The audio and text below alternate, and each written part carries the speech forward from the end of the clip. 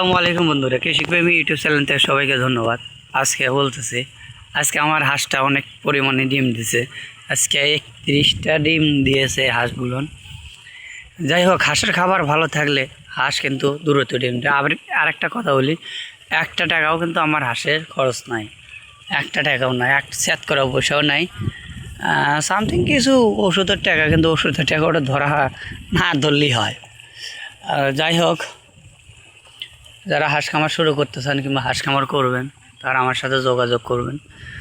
যে কোনো বিষয়ে আমার কাছে ফোন দিতে পারেন। আর দ্বিতীয় কথা কি, হাঁস খামার করার আগে সঠিক পরামর্শ, সঠিক তথ্য আপনারা জানিয়ে নেবেন। জানিয়ে দেওয়ার পরে আপনি যদি ভাবেন এখন আমি হাঁস পালতে পারবো, সেই জন্যে আপনারা পালবেন। আমি এত মিষ্টি মিষ্টি কথা বলতে পারবো না সবার মতো, কারণ হাঁস খামার এত সহজ জিনিস না, আর কিংবা সহজ না।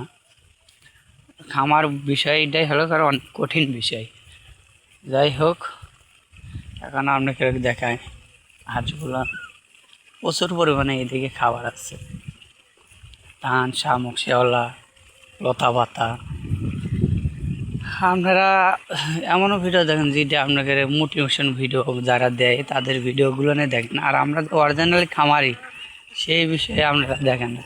ও ভাই এত কম হাঁস, আমি কমই পালি, কারণ আমি অন্য অন্য কাজে নিত্যত্ব, আবার অন্য অন্য কাজে আমি আসি। ওই জন্যে এই কটা আমার বা মাই দেখে, আমিও মাঝে মধ্যে আসি। এই যে আমি আবার 8টা বাজলে কামে যাব, ঠিক আছে, 8টার সময় কাজে যাব। আমার আরেকটা জীবন আছে কাজ ক্ষেত্রে।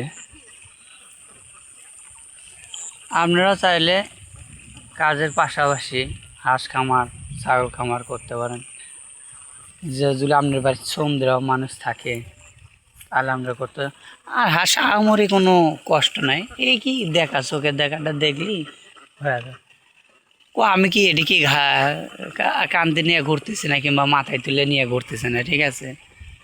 এগুলো নিয়ে একটু পরিশ্রম করে দেখলি তাহলেই হয়। আমি তো মনে করি না এটার মতন পরিশ্রম, আমার কাছে মনে হয় না। কিন্তু অন্য অন্য কাজে গেলে 500 টাকা সারাদিন ইনকাম করতে কত পরিশ্রম করা লাগে, কত মানুষের কত কথা শোনা লাগে। যাই হোক ভাই, ওই বিষয়টা আমরা না বলি।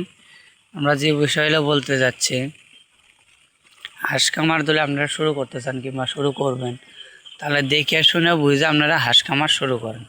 সবাইকে ধন্যবাদ।